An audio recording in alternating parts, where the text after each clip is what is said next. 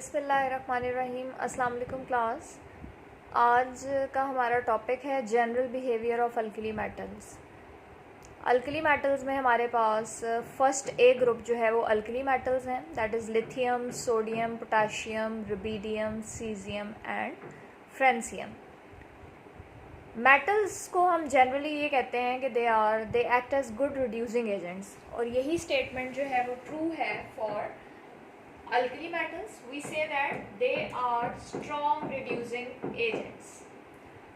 Why they are strong reducing agents? As they have low ionization energies.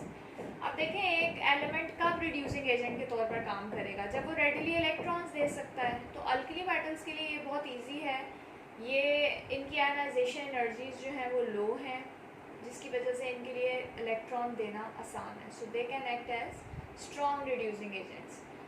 उसके बाद हम कहते हैं कि जी they are highly electropositive. अब ये हाईली इलेक्ट्रो पॉजिटिव हैं मेटल्स जो हैं, वो आपको पता है कि उनकी इलेक्ट्रो पॉजिटिविटी हाई होती है। अब इसके बाद हम देखते हैं कि इनके ट्रेंड्स क्या हैं केमिकल प्रॉपर्टीज़ में। तो फर्स्ट वन है कि the most reactive family of metals. अब जब हम जनरली मेटल्स की बात करते हैं तो अल्कली मेटल्स जो हैं they are the most reactive family of metals.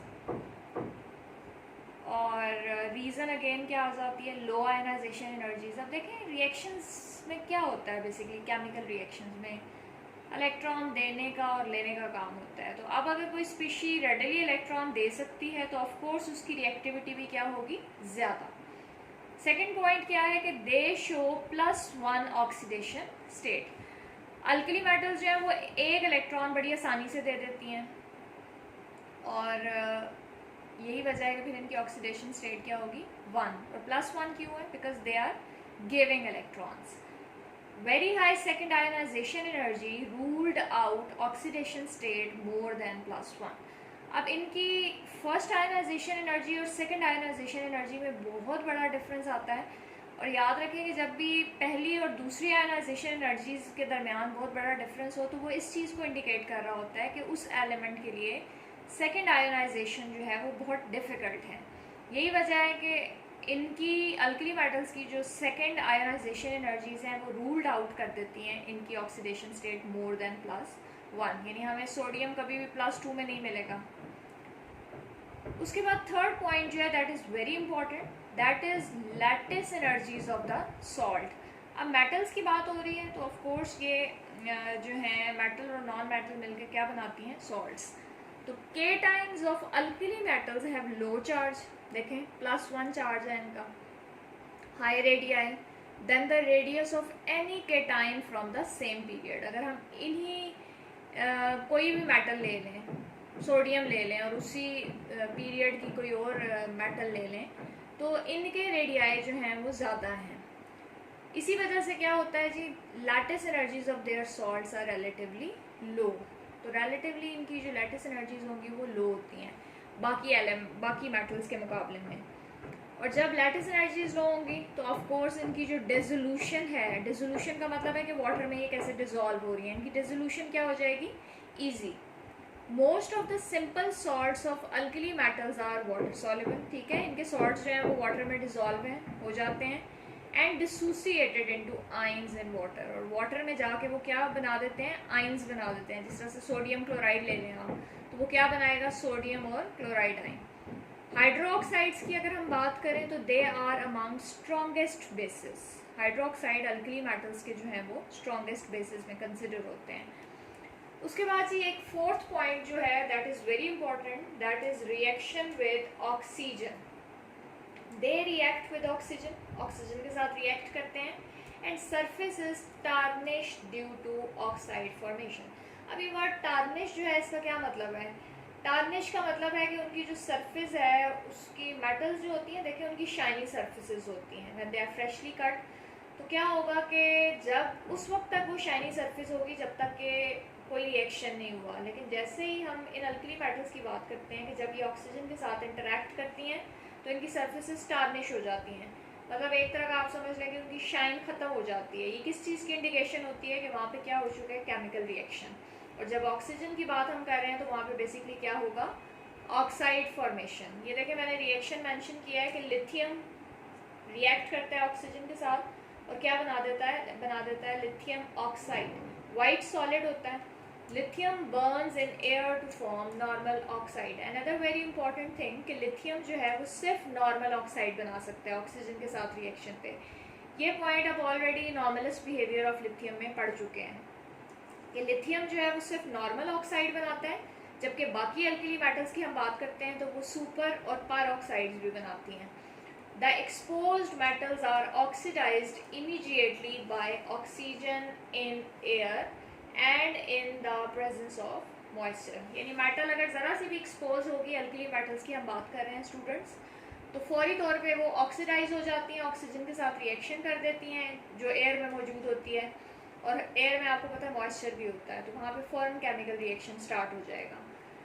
The oxide formed react with CO2 in atmosphere to form carbonates. अब जैसे ही ये ऑक्साइड बनाया देखे लिथियम ने, हवा में क्या मौजूद है, कार्बन डाइऑक्साइड, तो लिथियम ऑक्साइड जो है वो किस में कन्वर्ट हो जाएगा, लिथियम कार्बोनेट में।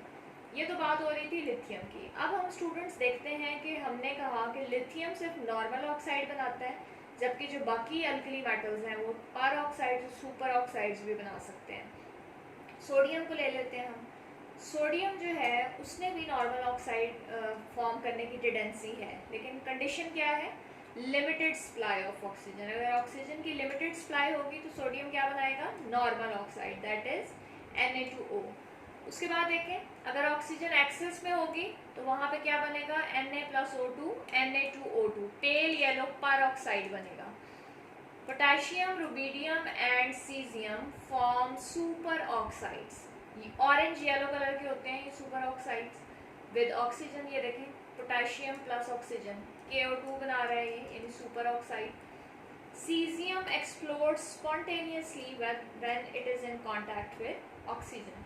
अब देखें डाउन द ग्रुप याद रखें कि रिएक्टिविटी बहुत बढ़ती जा रही है। रिएक्टिविटी जो है वो हमने किससे रिलेट किया, हमने कहा जी क्यों ये रिएक्टिव है अल्कली मेटल्स, क्योंकि इनकी आयनाइजेशन एनर्जीज लो है, और down the group ionisation energy जो है वो डिक्रीज करती है, साइज बड़ा होता जा रहा है, न्यूक्लियस से आउटर मोस्ट शेल का डिस्टेंस इंक्रीज कर रहा है, सो इलेक्ट्रॉन का निकलना डाउन द ग्रुप आसान हो रहा है। तो रिएक्टिविटी देख लें, सीजियम के केस में हम कह रहे हैं जी एक्सप्लोड कर जाएगा, एक तरह का धमाका सा हो जाएगा वहाँ पे जैसे ही वो ऑक्सीजन के साथ कांटेक्ट में आएगा।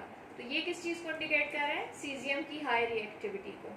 तो स्टूडेंट्स आज के लेक्चर में हमने क्या डिस्कस किया, general behaviour of alkali metal. ये 2 पार्ट्स में हम ये टॉपिक पढ़ेंगे। आज हमारा फर्स्ट पार्ट था लेक्चर का। सम अप कर लेते हैं हम कि आज हमने क्या देखा है।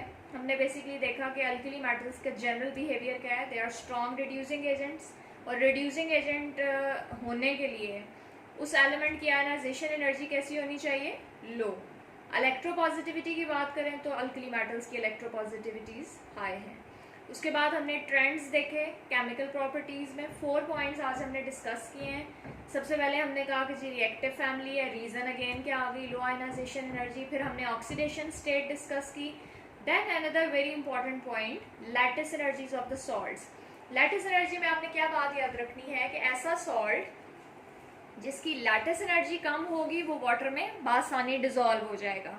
तो केटाइंस जो है वो अल्कली, रीजन अब क्या आ जाती है क्यों इजीली डिजॉल्व हो जाता है, अल्कली मेटल्स के जो केटाइंस है ना उनका चार्ज कम है और रेडिया है, यानी साइज बड़ा है, जिसकी वजह से क्या होगा कि इनके एनाइंस के साथ जो सॉल्ट्स बनेंगे उनकी लैटिस एनर्जीज क्या होंगी, लो होगी।